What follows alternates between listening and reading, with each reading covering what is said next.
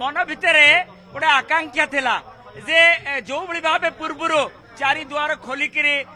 चाली द्वार खोला रहउतला भक्त जाई मन भरी देखिबा को पाउतला महाप्रभु। जय जगन्नाथ। बहुत बहुत खुशी आज्ञा ये चार्टा द्वार खोलना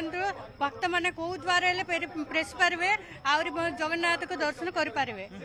केते बेले खबर पाइले जे चारि द्वार खोलिबो एवं भक्त माने चारि द्वार दे प्रवेश करि पारिबे से खबर सुनिया परे मनरे निश्चित गोटे अलग सिहरण उठिथिबो। निश्चय आज्ञा निश्चय उठी सिहरण कौन आम चारिधाम यात्रा करी फेरुचु शुणिली जो चारि द्वार खोला आम ठीक टाइम आज आसी पहुंची गलु माने चारिधाम यात्रा करी कारण आपण कथा मन जे गोवर्धन पीठर जे जगतगुरु शंकराचार्य से कहते जे एक आध्यात्मिक स्थल ए आध्यात्मिक स्थल को भोग स्थल न करा जाऊ एभली जो कहती सजेवा दरकार नहीं आध्यात्मिक स्थल को मनरे आध्यात्मिक नहीं आस्था है भक्त निश्चय निश्चय से भाया करा कथा आम बर्तमान अयोध्या फेरिलु अयोध्या जो भाया सुविधा कराई से भाया सुविधा ये भी करा जाऊ भक्त मानक जमी सीधा जा दर्शन करेंगे आरंभ शेष पर्यंत ठाकुर को देखिपारे से भाया भितर भी बड़ा मनर कथाटी कौन आज आम बहुत खुशी कारण बहुत केते दिन धरी जो चारि द्वार बंद थिला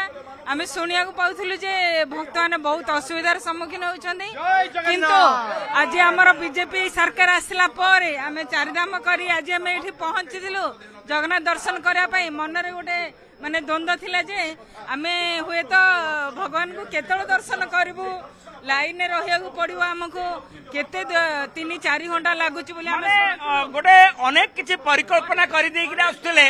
जे आज जीवाकू पड़ो जगन्नाथ को दर्शन करने चारिधाम माने चारिधाम एठू आरंभ होता है एठी ही अंत होता है मनरे अनेक प्रश्न नहीं आम शुणा पाचु भक्तानु 4 घंटा धरी लाइन रहा पड़ो किंतु आम ट्रेन जो आसु बारंबार आम मोबाइल देखुचु जे शुणा पाचु चारि द्वार खोला हो चारि द्वार खोला आज चारि द्वार खोला होते माने मनरे आनंद भरी रही आम आसिलु सागे सागे भगवान को आम दर्शन करूँ माने अफुरंत आनंद मान मनरे सबु भक्ता मनरे से अनेक गोटे जानते असमाहित प्रश्न रही जे महाप्रभु को तो जाऊ जाऊ दर्शन मिलिब तो एमती अनेक असमाहित प्रश्न आज गोटे प्रश्न संपूर्ण भाव अंत है महाप्रभु को जीवित दर्शन सांगे सांगे आम जीवु भगवान को आम दर्शन करूँ से जो मनर जो आनंद कही होनी सही कथा शुणुले चारिधाम दर्शन चारिधाम जाई जेतेबेले अंतिम धाम माने यह आरंभ एवं यह शेष जड़े ओडिया पाई जड़े ओडियार जो माने चारिधाम करिया को जानती एइटारु आरंभ करतांती एइटार ही अंत करतांती आपण मध्ये चारिधाम बोलिया जय जगन्नाथ बड़ा सौदा लागिला भाई ना कौन कहबा आपण अनेक थर एभली जो चारिद्वार बंद को लेकिन स्वर उत्तोलन करचंती आपण मध्ये सिग्नेचर कैंपेन रे आगे रही सिग्नेचर दस्तखत अभियान रे शामिल होते हाँ भल कथा ओपन खोलिया दरकार कहीं गोटे द्वार रे बहुत भिड़ हो जाउची आउ किंतु गोटे जिनस जगटा भितर लिमिटेड जगह चारिपटू चारि लोक चारि ये आसवे से जगह से लिमिटेड जगह से लोक मैंने पुलिस को आउ टेम्पल स्टाफ को बहुत अरेंजमेंट सतर्क सहित अरेंजमेंट करियो पड़ियो माने आपण बड़ कथा कहउचंती जे चारि द्वार रे व्यवस्था नहीं जो मंदिर परिक्रमा प्रकल्प करा जाइथला आपण से मंदिर परिक्रमा प्रकल्प केउटी जणे बसिया पाई मध्ये जागा नहीं एवं खरारे छातटीए मध्ये नाही कि गछटे नाही छाई जहा हैरान हेले एई खरा तापरे लोक खाली पादरे जाइगिरी जहा चारिपटे बुलिगिरी जो असुविधा हेले बर्तमान से खोलिबार अरेंजमेंट ठीक हेबा दरकार बाकी बहुत स्वागत योग्य चारि द्वार बहुत प्रतीक्षित चारि द्वार श्रीमंदिर परिक्रमा प्रकल्प करागला किंतु स्वप्न देखई दियागला जे चारि द्वार खोलिबा आपणक पई